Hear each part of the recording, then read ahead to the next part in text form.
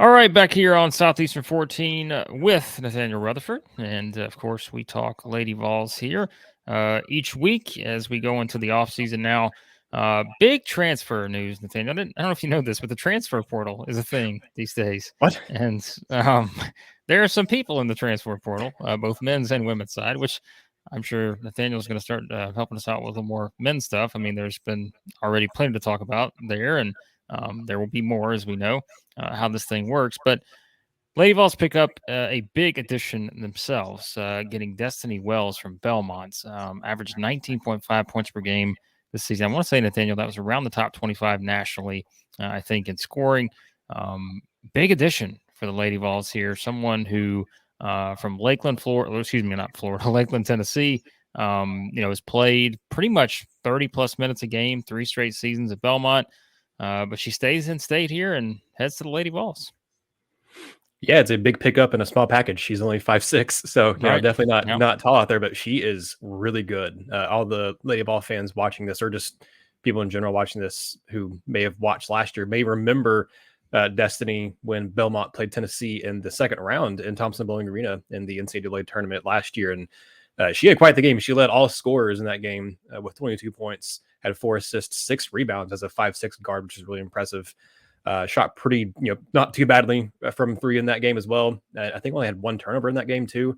But she's a player this year, Blake, who really, I mean, Belmont moved into the MVC, which was a step up for them from the OVC in the conference, and her numbers got better. Like that to me is really impressive. That the level of competition, while still, definitely not SEC level, it still was a step up for Belmont from the OVC moving into the Missouri Valley Conference. And she just got better. And especially when you look at when it came to postseason time, looking what she did to end the year, she averaged over 30 points in her last, I think, 5 games, or maybe 4 or 5 games there. I mean, that is impressive. In the conference tournament, especially, she really just turned it on for Belmont and dropped 34 against Southern Illinois, 28 against Northern Iowa, and 34 against Drake. So, I mean, she really put it up there at the end when it mattered most for her team in postseason play, and scored 35 against Indiana State. So she had multiple instances this past season of scoring over 30 points. But it's not just that. I saw someone on Twitter ask me, is this a replacement for Jordan Horston? And me and another fan replied and said no, because different positions. But from a scoring perspective, she will hopefully be able to replace some of that scoring that Horston is leaving behind. Horston going to WNBA draft because Wells was a very good scorer, very good 3-point shooter, just a really good shooter overall. I would be interested to see if I've looked up and couldn't see that there was any injury to her in her sophomore year at Belmont, but her numbers dipped from her freshman year to her sophomore year, her 3-point shooting and free throw shooting. Then they went back up to normal and kind of maybe even above average beyond, because she this past season shot 45.5% from 3. It wasn't like she just shot 23s on the year. No, she attempted 143 threes and made 45 of them, like 45% of them. Like that's highly impressive. No. And she also shot 86% from the free throw line, and again attempted 151 of those. So it's not like there's small sample sizes for her shooting percentages. She can shoot the height off the ball, Blake. I mean, that's something that Lady Vols, I think, really, really need is more shooting to complement what Tess Darby can do on the perimeter, is having another consistent 3-point threat out there. And she's the one that has the ball in her hands the most. And she's really good at, has a really good assist to turnover ratio. In her career, she has 427 assists to 250 turnovers. That's fairly close to a 2-to-1, not quite a 2-to-1 assist to turnover ratio, but that's something that has plagued the Lady Vols over the last several years, has been turnovers. They've kind of missed the last few seasons having a true point guard, a true point guard that's able to really handle the offense. Jazz Powell, who is coming back, which is more, I guess, roster news for next season. She also announced this past week that she will be coming back for another season at Tennessee, which is good news to have a nice complementary backup point guard and someone who's familiar with the offense and familiar with the team already. But with her and Jordan Walker, they neither one felt to me like they were able to do what Tennessee needed at the point guard position. And Jazz, I think, is going to thrive in that same role she had this year, where she was more of a complementary piece to Destinee Wells, because I think Wells is a true point guard, and I think is going to be more than capable of running this offense. And it'd be interesting to see what she does defensively. Her freshman year, she averaged almost 2.5 steals, and since then she's only averaged 1 steal per game. the following 2 seasons. So I'll be really interested to see what she does as kind of an on-ball defender, how the defense maybe changes for the Lady Vols now that she's going to be, playing the point, but she is used to playing a lot of minutes. So I'll also be intrigued to see how that plays out. But yeah, Blake, I don't, to me, this is a massive pickup. She was in the top 20, I think maybe even top 10 already in the top players available in the transfer portal in women's basketball. Again, there's going to be a lot more of them coming out here now that the season's officially over for everybody. But she was already considered one of the best players available in the transfer portal. And last year, Tennessee went out and got one of the best players available in the transfer portal, Enriqueta Jackson, and it ended up working out pretty well there. So I'm really excited to see what she can do offensively with players like Enriqueta Jackson and Tamari Key coming back for next year. But also, again, Destinee is, she's really good offensively. I would love to be able to try to interview her and talk with her, or talk with someone who, covered Belmont. But again, we all got to see it firsthand last year when Lady Vols played Belmont, because Destinee was really good. Her and Tootie Jones and that team for Belmont last year, or I guess 2 years ago, maybe at this point, but whenever it was, however you want to word it, 2 NCAA tournaments ago, really gave Tennessee fits. And it's nice to see now that she'll be wearing the orange and white rather than playing against the orange and white. And she has 2 years of eligibility because she has, the COVID exemption year too. So this doesn't have to be her one and only year at Tennessee. She can play 2 years as a Lady Vol, which that's just massive. That's huge. Not only getting her for 1 year and the potential she has, but getting her for potentially 2. That's huge.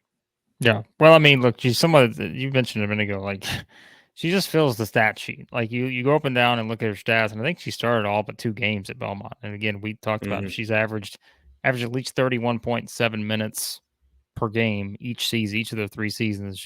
She's started almost every game. She's played, 3/4 of every game. Like that's just, that's what she's done there. And, going back and looking at her performance against some of the, the non-conference teams, right? Like non-Missouri Valley Conference, which we know they're in now, but, they played against Iowa this season. Didn't have a great game against Iowa, but, played against Louisville, 20 points. Villanova, 16 points. You go up down the list. Had some pretty good games, like even over the years, not just this season, against, some of the better competition that Belmont played. So, yeah, and, to finish the season, like you said, if you want to improve your stock, finishing a season scoring 35, 34, 28, 34, and 31 in your final 5 games, that will do it. That will, garner some interest. And so, yeah, obviously someone that Belmont leaned on a lot just in terms of just usage and had to, but like she was still efficient in what she did. And like, that's the most impressive thing,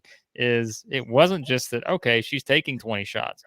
Like, she's hitting more than half of them. And like, it's just sort of, again, that just kind of shows you, I think, and you talked about it, the ability to make shots from anywhere on the floor. She can make threes, shoots a high percentage at the free throw line.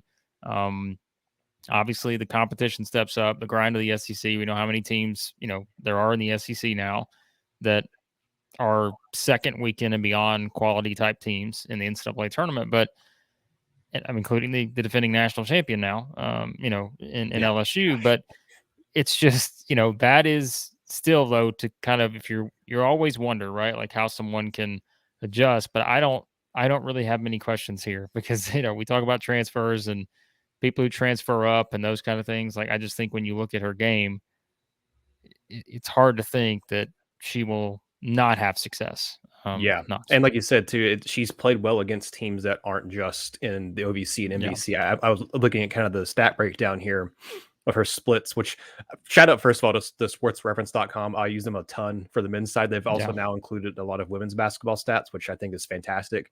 I already love the site, but now they're even more useful for me. But the most the conference she's played the most against outside of the 2 that Belmont has been in has actually been the SEC. She's played in 7 games against SEC opponents in her career at Belmont. Dropped 20 points against Arkansas, dropped 25 against Auburn. So again, looking at that, she scored 12 against Georgia. She didn't have the best game against Kentucky. I don't know when that was. It doesn't say the date, but she only scored 6 points in that game. But then you look at Ole Miss, she scored 21. You look at what she did against Tennessee, where she scored 22. So again, like, I know she was probably the focal point of Belmont's offense, and again, was the main ball handler. But the fact that she had multiple 20-point games against SEC opponents over her 3-year career at Belmont, like, that tells you right there, okay, she can play against SEC opponents, and she personally has done pretty well against SEC opponents. So I agree with you. Like, I don't think that has to be a big worry about her transition from a smaller school to a bigger school. Belmont's been pretty darn good over the last few Yeah, I was going to seasons. say, Again, that's a good they made program. the NCAA tournament. I think they made the NCAA tournament a couple times, possibly in her time there. But they've been a pretty good team. I look up the record from the last few seasons. They were 23-12 this year, and the prior 2 seasons, her freshman and sophomore year, they made the NCAA tournament, 21-6, and then 23-8. So they've been pretty good. It's not like she's going from a school that she was the only good player and was really, really good, but the rest of the team was terrible. She's been around some pretty darn good players herself, and she's gonna be around a lot of really good players while she's at Tennessee. Hopefully, even more here in the next couple months that will be brought in. But yeah, I don't. There's not a huge worry for me about her game translating to the SEC, because again, we saw her last season play against Tennessee. We've looked at the stats, and I've seen highlights and stuff of her playing against other teams that aren't in the OBC and MBC, and she's good. Like, I think the Lady Vols aren't done in the transfer portal. They're not done adding more players because they have some more roster spots. Brooklyn Miles announced also, as we're recording this, earlier today on Tuesday, that she's transferring out. So I think there was a writing on the wall there, with Jazz Powell coming back and then bringing in Destinee. Brooklyn's minutes were already pretty minimal this year. I don't imagine she would have had a whole lot of opportunity next season. But the point is, with you losing Jordy, with you losing Brooklyn Miles, and then now, of course, Marta Suarez also announced that she's not returning either. You have, I think, I had to double check the roster, but I think you have at least one more spot open. I could be wrong.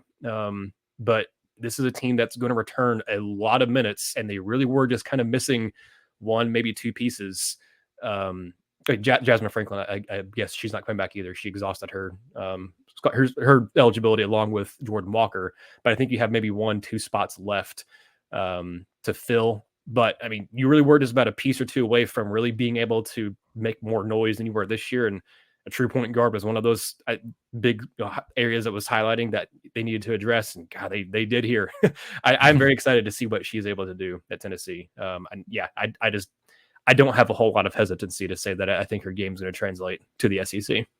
Yeah, I think people talk about the size aspect and all that, but I think something else you have to remember is nothing against Belmont, as you said, it's a good program, but she will have a better overall roster around her, and I think having a Rakia Jackson will open up even more opportunities, as it would for anybody. I will say before we end, I can't wait. I hope they post it on social media. I would love to see a picture of her standing next to Mari Key, because there's a whole foot of difference there between those two. So I would love to see those two standing next to each other. They have to play into that. Surely they will. They're going to play into that. But yeah, we'll see how it pans out. But I do think it's obviously a significant addition, one of the top transfers in the portal for Tennessee. We'll talk more about Destinee Wells and everything else on the roster as we go throughout the offseason. But if you are just watching us for the first time, again, we cover everything here at Southeastern 14, SEC football, basketball, baseball. Obviously, we've done some weekly Lady Vols stuff over the past couple months, so you can check that out. If you're a Lady Vols fan, hit that subscribe button for a lot more Tennessee coverage. If you enjoy all the other sports, which I'm going to assume you probably do if you're a Tennessee fan. And so, yeah, hit that subscribe button. Nathaniel will be on with us to cover a lot more, but we appreciate you watching this particular video here on the channel, and we'll be back with more videos here at Southeastern 14.